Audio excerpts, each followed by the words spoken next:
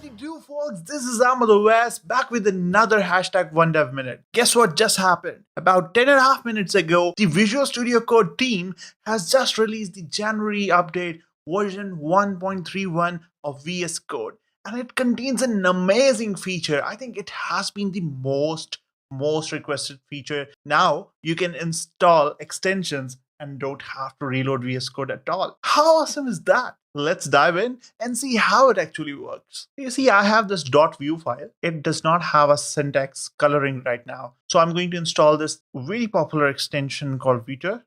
As you can see, this Viter extension is actually being installed. And as soon as it was installed, you can see the syntax highlighting is now here. No need to reload VS Code whatsoever. Now, this is a new feature and it is going to be, rough around the edges, but it is just amazing. So this is new.